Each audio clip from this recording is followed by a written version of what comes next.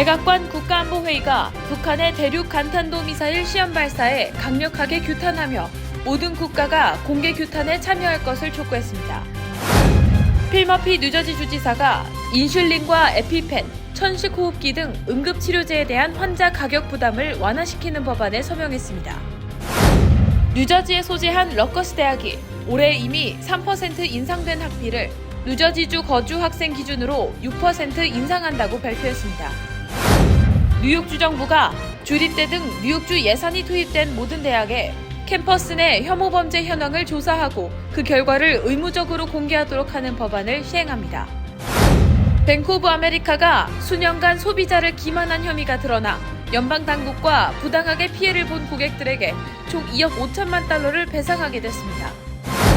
애틀랜타의 한 네일숍에 들이닥친 강도가 자신의 협박과 무기 위협에도 손님들이 겁을 먹지 않자 뻘쭘해하며 상점을 빠져나오는 영상이 공개돼 화제가 되고 있습니다.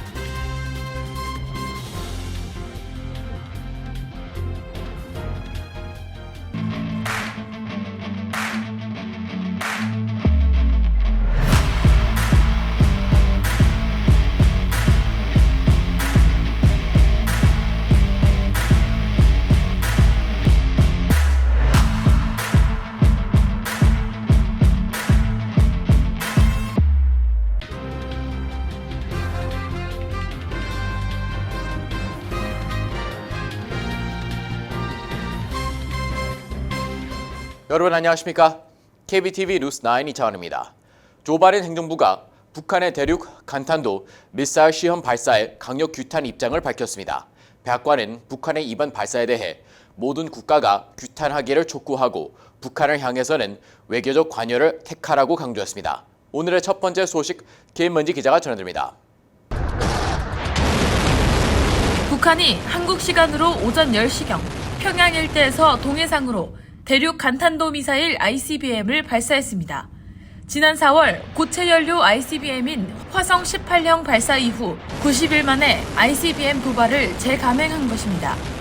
백악관 국가안보회의 NSC는 오늘 성명을 내고 미국은 북한의 장거리 탄도미사일 시험 발사를 강력 규탄한다라며 대통령 국가안보팀이 동맹 파트너와 긴밀한 협력하에 상황을 평가하고 있다고 전했습니다. 애던 호지 NSC 대변인은 성명에서 이번 발사는 다수의 UN 안전보장이사회 결의안을 뻔뻔하게 위반한 것이자 영내 안보 상황을 불안정하게 할 위험이 있다라고 지적했습니다. 이어 모든 국가가 이번 위반을 규탄하기를 촉구하며 북한은 진지한 협상을 위해 협상 테이블에 돌아오기를 요청한다라고 했습니다. 또 외교를 향한 문은 닫히지 않았다라면서도 하지만 북한은 불안정을 초래하는 행동을 즉각 중단하고 외교적 관여를 택해야 한다라고 강조하며 미국은 우리 국토와 한국, 일본 동맹의 안보를 보장하기 위해 필요한 모든 조치를 취할 것이라고 말했습니다. 오늘 옌스 스톨텐베르그 북대서양 조약기구 나토 사무총장과 안토니오 구테우스 유엔 사무총장은 북한 측의 국제 의무를 완전히 준수할 것을 거듭 촉구하는 공개 규탄 성명을 발표했습니다. KBTV 뉴스 김은지입니다. 필 머피 뉴저지 주지사가 주의회를 통과한 처방약 가격 부담 완화 법안에 서명하면서 인슐린과 에피펜, 천식호흡기 등에 대한 환자 부담금이 낮아지게 됐습니다. 자세한 소식 김은지 기자가 전해드립니다. 뉴저지주 처방약 부담금 완화 법안은 가장 대중적인 응급치료제로 꼽히는 인슐린, 에피펜, 천식호흡기 등에 대한 환자 부담금을 낮추는 것이 골자입니다. 가격 상한이 실제 시행되는 것은 2025년부터로 전망되고 있습니다. 세부적으로 보면 주정부가 규제하는 건강보험이나 공무원 건강보험 가입자를 대상으로 30일치 기준 인슐린 가격은 환자 부담금이 $35를 넘을 수 없고 알러지 응급처치를 위한 에피펜은 $25 미만, 천식호흡기는 $50 미만으로 환자 부담금 상한선이 정해지는 식으로 해당 처방약 가격에 대한 월별 상한선이 적용되는 것입니다. 또 이번 법안은 제조업체와 처방약 가격을 협상하는 중개자인 약국 혜택 관리자 통제도 목표로 하고 있습니다. 약국 혜택 관리자와 의약품 도매 유통업체, 건강보험사, 의약품 제조사는 가격 책정 활동을 주정부에 보고해야 하며 이를 토대로 주정부는 의약품 가격 책정 투명성 강화를 위한 연간 보고서를 발표하게 됩니다. 머피 주지사는 법안 서명 직전 노년층과 근로자 가정은 필수 의약품 가격 상승에 좌절해왔다며 주민 4명 중 1명은 약 복용을 건너뛰거나 복용량을 절반으로 줄이는 등 어려움을 겪고 있다고 말했습니다. KBTV 뉴스 김은지입니다. 뉴저지 주립 러커스 대학이 2023에서 2024 학년도 학비를 뉴저지주 거주 학생 기준으로 6% 인상한다고 발표했습니다. 러커스 대학비는 올해 이미 3% 인상된 바 있어 1년 만에 학비 인상률이 2배가 된 셈입니다. 보도에 전장 기자입니다. 러커스대는 학비 인상 이유에 대해 지난 5월 체결한 교직원 노조와의 단체 협상에 따라 교직원 급여, 건강보험, 연금 지원금 등이 크게 늘어났기 때문이라고 밝혔습니다. 특히 러커스대는 새롭게 맺은 교직원 노조와의 단체 협상으로 앞으로 2년 동안 이전 2년과 비교해 급여 부분 지출만 총 8% 정도 늘어날 것으로 예상했습니다. 그러나 일부에서는 러커스대가 교직원 노조와의 단체 협상을 이유로 학생들의 부담을 크게 늘렸다며 이를 덜기 위해 스포츠 분야에 대한 지출을 줄여야 한다는 지적도 나오고 있습니다. 러커스대는 지난해 각 종목의 22개 팀을 운영하면서 1억 3,840만 달러를 썼는데 일부에서는 이렇게 많은 예산을 투입했음에도 크게 긍정적인 효과를 내지 못했다는 평가를 받고 있습니다. 한편 러커스대는 총 2,970만 달러의 감독, 코치 연봉과 각 경기장, 프로그램 유지 비용 등 스포츠 분야에만 대학 총 예산의 3%를 사용하고 있습니다. 러커스 대학은 코로나19 팬데믹이 시작된 2020년, 2020-2021년 학년도 학비를 동결했고 기숙사 비용의 경우 15%를 인하했습니다. 2021-2022 학년도에는 다시 학비를 2.5% 인상했으며 이번 학년도에도 2.9% 올린 바 있습니다. 여기에 13,000달러가량의 기숙사 비용과 식비 및 생활비까지 더해질 경우 러커스대 학생들의 부담은 크게 늘어나게 됐습니다. 한편 대학에 따르면 재학생 4명 중 3명이 재정 지원을 받고 있는 것으로 나타났는데 뉴 브런스윅 캠퍼스 학생의 경우 학비의 48%, 뉴악 캠퍼스의 경우 44%, 캠든 캠퍼스의 경우 39%를 지원받고 있습니다. KBTV 뉴스 전상입니다. 뉴욕주가 주립대 등 뉴욕주로부터 기금을 지원받는 모든 대학을 대상으로 캠퍼스 내에서 벌어지는 혐오 범죄의 빈도 및 심각성 등에 대해 조사를 시행하고 이에 대한 결과 공개를 의무화하는 법안을 시행합니다. 계속해서 전장희 기자의 보도입니다. 캐시 호컬 뉴욕 주지사는 뉴욕 주립대를 포함한 뉴욕주 예산이 투입되는 모든 대학은 캠퍼스 내 혐오 범죄 현황을 온라인으로 조사하고 이를 반드시 의무적으로 공개해야 한다는 내용을 담은 법안에 서명했습니다. 호컬 주지사는 뉴욕은 전 미에서 유대인이 가장 많은 주로 반유대주의 범죄가 최근 몇 년 사이 2배로 증가했다고 우려를 표하며 최근 통계 자료에 따르면 평균 33시간마다 한 건씩 유대주의 범죄가 발생하고 있다고 심각성을 전했습니다. 이어 인종 혐오 범죄 위험에 노출된 주민들이 언제 테러를 당할지 모른다는 불안감에 떨며 지내지 않도록 뉴욕주를 안전한 곳으로 만들도록 행정 활동을 이어갈 것이라고 밝혔습니다. 법안은 지난해 9월 퀸즈 칼리지 정문에서 확성기를 통한 반유대주의 및 인종 혐오 등의 언어 폭력이 이어진 사건 이후 퀸즈를 지역구로 둔 토비엔 스타비스키 주 상원의원과 다니엘 로센탈 주 하원의원에 의해 발의됐습니다. 법안에 따르면 각 대학 자문위원회는 캠퍼스 내 편견 및 증오범죄 현황에 대한 보고서를 매년 발표해야 하며 이를 위한 온라인 설문조사와 통계 절차, 결과 보고 등을 시행해야 합니다. 뉴욕주에 따르면 지난해 보고된 증오범죄 사례는 총 947건으로 전년에 비해 20%가 상승했으며 지난 5년 중 가장 많은 수를 기록했습니다. 뉴욕시경이 올해 초 밝힌 2022년 범죄 통계 자료에 따르면 지난 한 해 동안 뉴욕시 전역에서 발생한 종류별 증오범죄로 유대인 대상의 증오범죄가 293건으로 1위를 나타냈으며 성적 취향에 대한 증오범죄가 97건으로 뒤를 이었고 아시안 대상 증오범죄는 82건으로 세 번째로 많이 발생한 것으로 나타났습니다. 전미 반인종혐오 비용리 단체 ADR이 지난달 발표한 보고서에 따르면 13세 이상 청소년과 성인 52%가 지난 1년 동안 온라인상에서 인종혐오 발언을 듣거나 이와 관련한 언어폭력을 경험한 것으로 나타났습니다.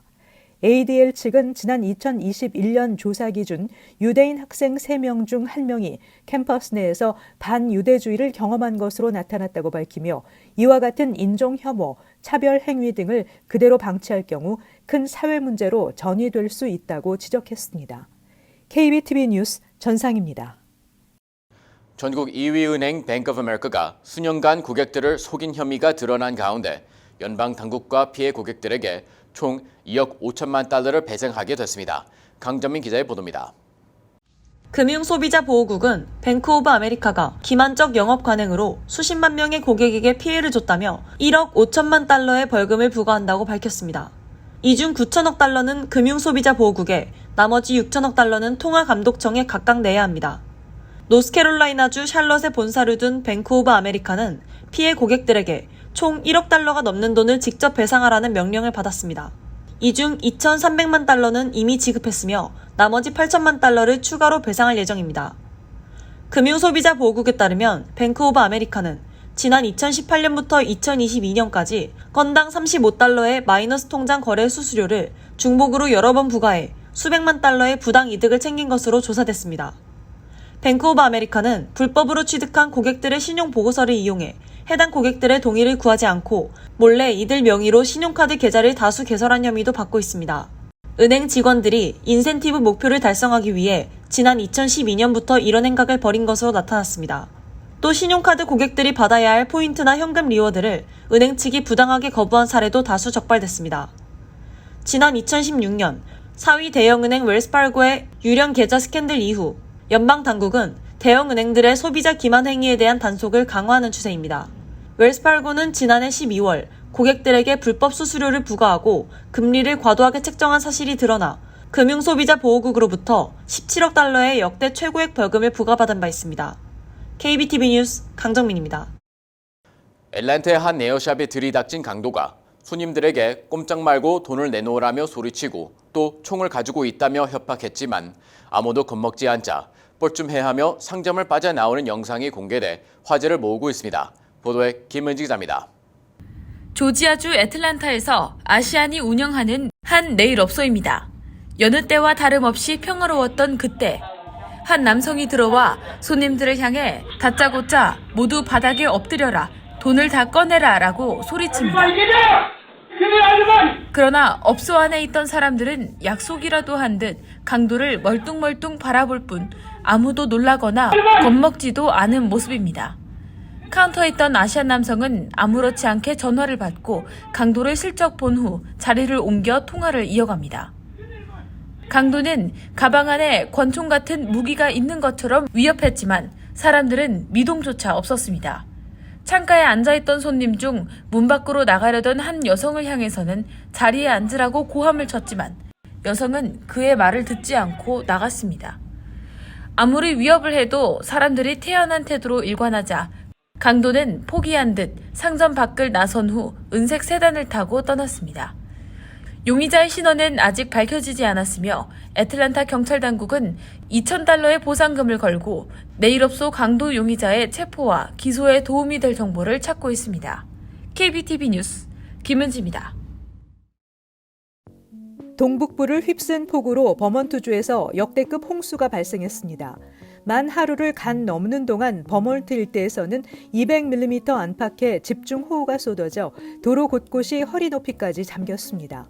버몬트주 플리머스에서는 230mm의 비가 쏟아져 지난 2011년 40명의 목숨을 앗아간 허리케인 아이린 이후 가장 많은 강수량을 기록했습니다.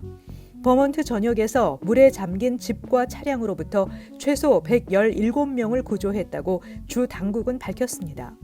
소방당국은 보트와 헬리콥터를 동원해 산악지역 등에서 구조 작업을 계속 진행 중입니다. 버몬트뿐 아니라 뉴잉글랜드 서부와 뉴욕, 뉴저지주 일부에서도 지난 10일부터 폭우가 쏟아져 국지적인 피해가 발생했습니다. 뉴욕 총영사관은 오는 28일 금요일 오후 1시부터 5시까지 체리힐 장로교회에서 남부 뉴저지 지역 순회 영사를 실시합니다. 순회 영사는 사전 예약 없이 방문하는 경우에는 선착순으로 진행됩니다. 또 민원별로 준비할 서류가 필요한 경우에는 방문 전 영사관 홈페이지를 참조해 미리 준비해야 합니다.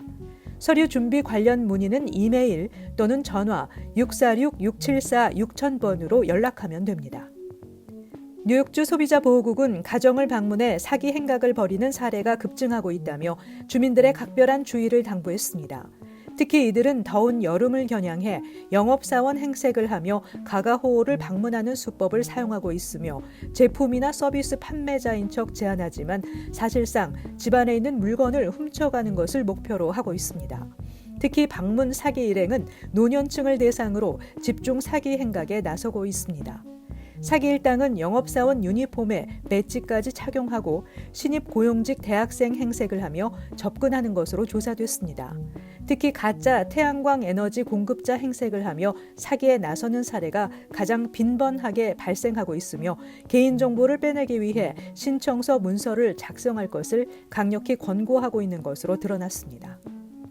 지난해 뉴욕 주립 해변 344개를 대상으로 오염도를 테스트한 결과 58%의 해변에서 하루 이상 해수욕하기 안전하지 않은 수치를 보였습니다. 안전수치 미달 해변으로는 서포 카운티의 테너파크의 경우 오염도를 체크한 총 50일 가운데 48%에 달하는 24일이 해수욕하기 안전하지 않은 오염도를 나타냈습니다. 또 서포 카운티의 벤자민스 비치와 베이포드 비치, 웨체서 카운티의 하버 아일랜드 비치 역시 오염도를 측정한 일수 중 40% 이상이 안전하지 않은 오염도를 나타냈습니다.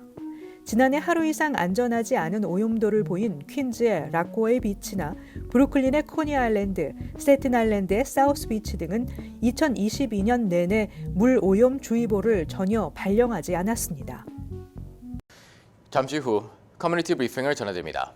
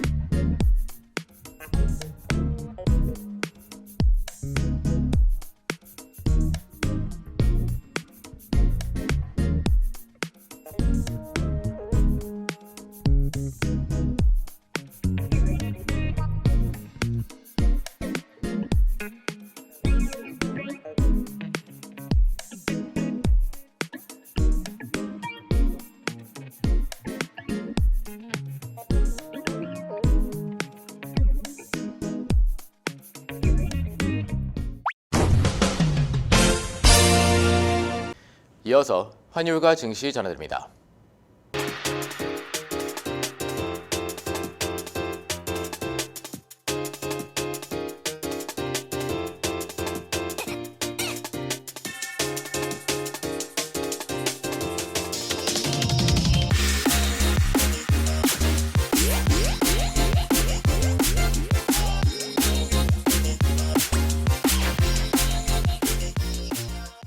잠시 후 뉴욕과 뉴저지 날씨 전해드립니다.